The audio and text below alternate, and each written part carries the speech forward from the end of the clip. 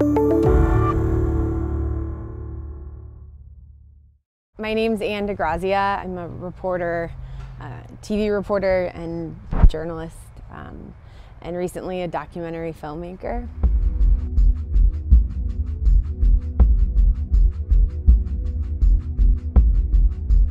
I worked in TV news for a few years in Southern California as well as in Northern California for some different mainstream media outlets, and I decided that after leaving a station and being offered some other jobs that I just wanted a break. And I took a volunteer position as a media liaison for a nonprofit, a Dutch nonprofit called the Boat Refugee Foundation, on an island called Lesvos. It's a Greek island, and it's located just 4 miles off the coast of Turkey. On this island there's a camp. It's Moria refugee camp, and I'm sure many people have heard of it just over the last few years. This island specifically is inundated with refugees, and it has been really since 2015. So I took this position really not knowing what I was getting myself into. I think just within a couple of days of being there, maybe 2 or 3 days, volunteering in a medical cabin, seeing the people that were coming in, victims of rape, people that had just been raped in Turkey, men and women. Primarily the ones that stuck out to me were the African men that had been raped by Turkish military and police, and some of them that had been enslaved in Turkey. And I stay up to date on everything that's happening, around the world as much as I can, just to keep my finger on everything. But it was crazy because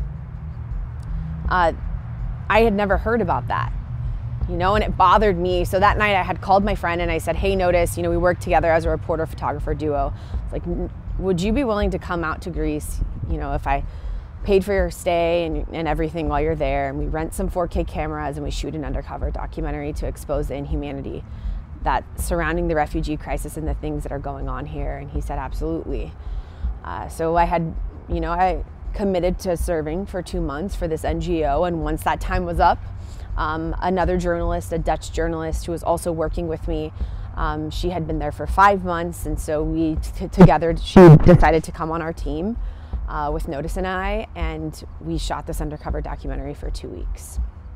I mean, you can only imagine. It's a space that's meant for 2,000 people, and you have over 7,000 people that are living there. So the conditions, I mean, it's cramped. The time it was winter, so it was cold. There was a lot of rain. It was messy. It was muddy. There wasn't enough restrooms. So there was fecal matter everywhere, children playing in garbage and with just objects you shouldn't be playing with. I remember seeing kids tear off the top of a dumpster and just slide down hills because that's all they had to do the entire day. And it was sad. I mean, but I had seen those pictures. I had heard, I knew that's what I was getting myself into going there. But what I wasn't prepared for was all the medical conditions, the mental health problems.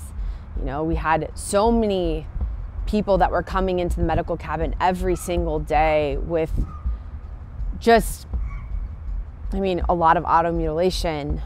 Like I said, victims of rape and torture. And there was a ton of just people that would just get overwhelmed and have panic attacks. But these were panic attacks that I had never seen before. So just the amount of those panic attacks was completely overwhelming, on top of everything else. So just the mental health and everything else that was going on there, I think was alarming to me. Just to paint the picture of like what was happening to journalists. So when we got there, when I would snap pictures in the camp or around the camp, we would see journalists that were being arrested, that their footage was getting confiscated, and we knew that we were taking that risk being there. But it was interesting because the military and the police, they didn't know Irina and I, and the photographer that we were with, that we had smuggled in, that we were no longer working for an NGO. They thought, oh, they must just, still be going to their job every single day. But really we were smuggling in cameras, and we were shooting interviews, and we were shooting footage, knowing that at any point, if they caught us, we were gonna get arrested and everything would get confiscated. But we were taking that risk because we knew that it was worth it. There was a lot of fascists and Nazis that were on the island, and a lot of people don't know, but Greece has one of the highest populations of Nazis. And so there was a huge rally that was happening in the town square, and there was a bunch of older Nazi men. I don't remember if there was any younger men, but I remember specifically this older gentleman, and I was shooting footage and he punched me, and he sprained my wrist, and he broke my camera. It was my phone, and I couldn't believe it. I was completely shocked. But the fact that he punched me, you can only imagine what he was doing to the asylum seekers that were on the island every single day. And getting away with it. It was in front of the police, and they did nothing.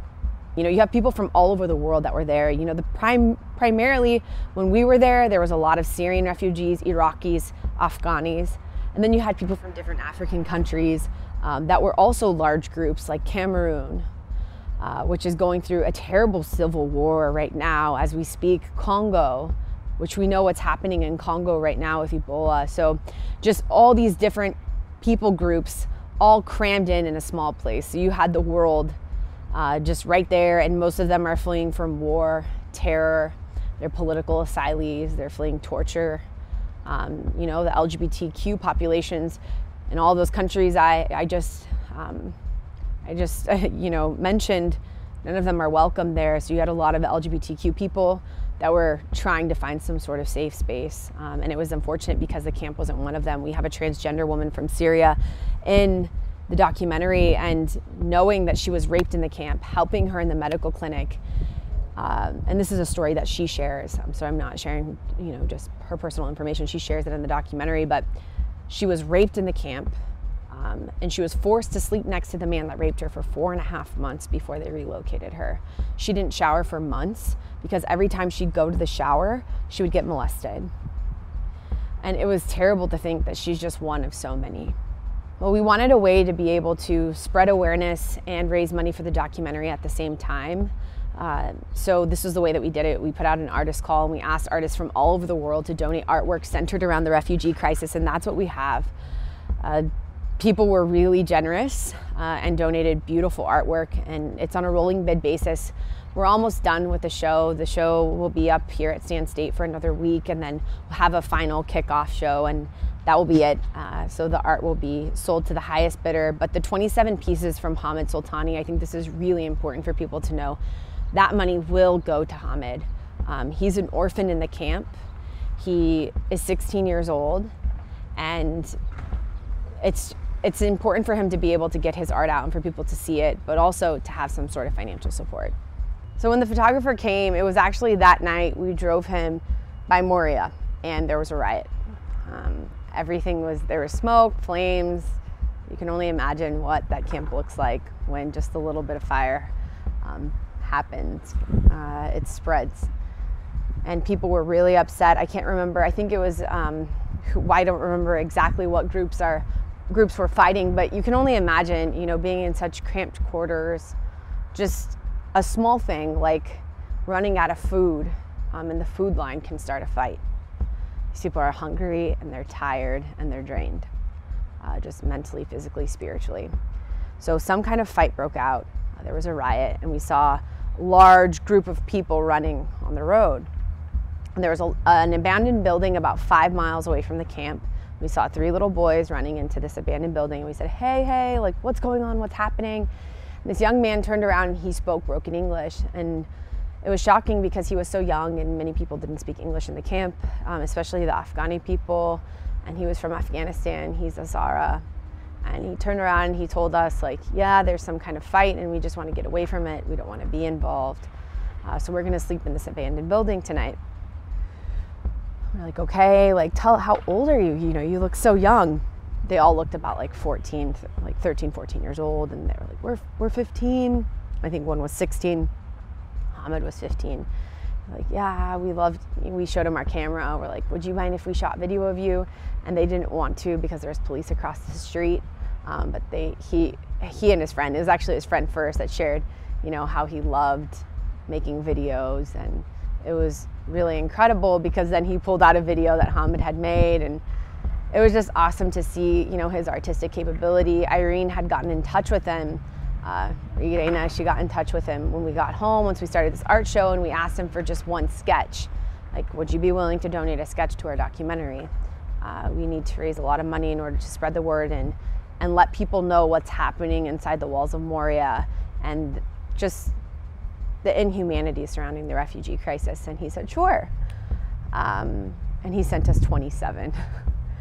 So it was just incredible. And I think it was that moment when we saw all of them in person. It was actually, we got them the day before our first art show. So we didn't realize how many there were. And we started pulling them out to put them up, and we're like, oh my gosh, there's so many, and they're so incredible. And he did one a day, and they're intricate and they're beautiful, and he's so talented. We're like, okay, so we'll give him the money for these sketches, because that's completely wrong if we don't. And we were planning on surprising him, but we ended up telling him once we get the money for these that we're going to send it to him, which I think will be really special. He says these sketches are about, my dreams and my aspirations mixed with things that have real life situations that have happened to me. You see the Kabul blast in one of his sketches. You see an old Buddha statue that was once in Afghanistan but has now been completely demolished by the Taliban. And these are things that Hamid has faced in real life. And just seeing how resilient he is to still have, dreams and aspirations of becoming something great. You see the pictures that he sketched of the Eiffel Tower and the beautiful women and things that he knows are in his future. And it's just really nice and sweet to see. I think it's encouraging for me when I'm discouraged to know that someone that has been through so much still has such great dreams of becoming something great, and he knows that that's going to happen. It encourages me to keep going. At the end of the day, we know this project isn't going to make a bunch of money. This is specifically a tool that we're creating to stir up some sort of social change. The EU-Turkey deal isn't working. The asylum procedure is failing. This camp in particular, this is just an example of what's happening in so many other camps. But this process, it's just not working, and so something needs to change and something needs to happen. So we want to get people fired up and pushing politicians in Europe to stir up some social change. And even here in the States, we've barely taken any. America hasn't taken hardly any refugees compared to so many other nations, and we're capable of doing so. So utilizing what we have here to help these people, it's important, because at the end of the day, we all bleed red, we're all human, there's only one race, it's the human race, and so we need to help each other. It doesn't matter what the color of our skin is, it doesn't matter what our sexual orientation is or what our religion is.